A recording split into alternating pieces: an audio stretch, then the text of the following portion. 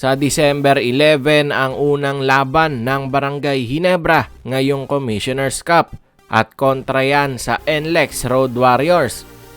At malaki nga po ang expectation ng Barangay Ginebra sa kanilang bagong manlalaro na si Troy Rosario. 2 days ago nga lang nang makuha ng Barangay Ginebra ang nasabing manlalaro sa free agency. Hatiyak na nakaswerte talaga dito ang Gin Kings kay Troy Rosario. Isang versatile forward na talagang veterano at subok na sa PBA. Noong nakaraang season nga lamang para sa Blackwater ay nag-a-average siya para sa kanyang team ng 14 points, 2 assists at 6 rebounds. Very decent last season numbers. Patunay lang na may ibubuga pa talaga ang isang Troy Rosario. Samantala, para sa nasabing manlalaro ay alam niya ang kanyang magiging role para sa kanyang bagong koponan. At handa nga po siya na punan ang kung anumang role na ibigay sa kanyang ito ni Coach Tim Cone. Sa ngayon ay patuloy lang ang pag-eensayo at pagpapaondisyon ni Troy Rosario sa mga trainings and practices ng Barangay Ginebra. At masaya nga po siya sa kasalukuyang sitwasyon niya with Ginebra at sigurado na kanyang ibibigay ang lahat ng kanyang makakaya to contribute para sa Gin Kings.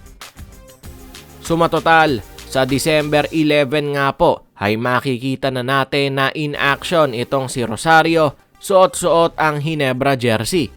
Sigurado na magiging magandang tandem ang mabubuo niya with his fellow athletic forwards like Japet Aguilar and Jamie Malonzo. Sa kabilang balita naman tayo, sa kasalukuyang lineup na meron si Coach Tim Cone at ang buong Barangay Ginebra ay talagang walang duda na pinababata na nila ang kanilang lineup to secure nga naman ang magiging future ng kanilang koponan. Samantala, may mga reports na may isang big man ang nasa radar ng Ginebra. At siya nga ay walang iba kung hindi si Kemar Carino ng Terra Firma Jeep. Isang 26 years old, 6'9" big man that can play center or even a power forward position. Malawak-lawak na rin ang experience ng manlalarong ito as he already experienced playing sa Japan B-League at naging parte na rin ng noong bersyon ng Gilas Pilipinas.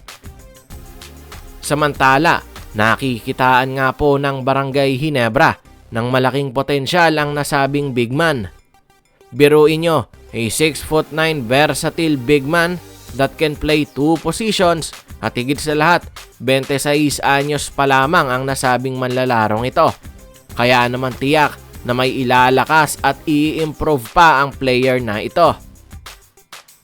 Ayon pa sa mga reports, kung hindi man matuloy na makuha ng Gin Kings ang nasabing big man this Commissioner's Cup, ay maaari na by next season ay ma-acquire na rin naman nila ito kalaunan.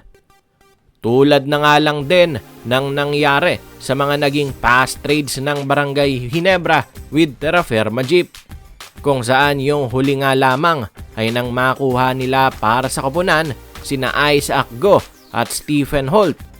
Parehong mga youngsters na may mga malalaking potensyal na talagang magiging asset ng Ginebra for a long time. Kaya naman para dito sa sitwasyon ni Kemar Carino ay tiyak na hindi rin talaga malayo o imposible na siya'y kalaunan mapunta rin sa isang SMC team at ang isang nagpapakita ng interes sa kanya sa ngayon ay ang Barangay Ginebra.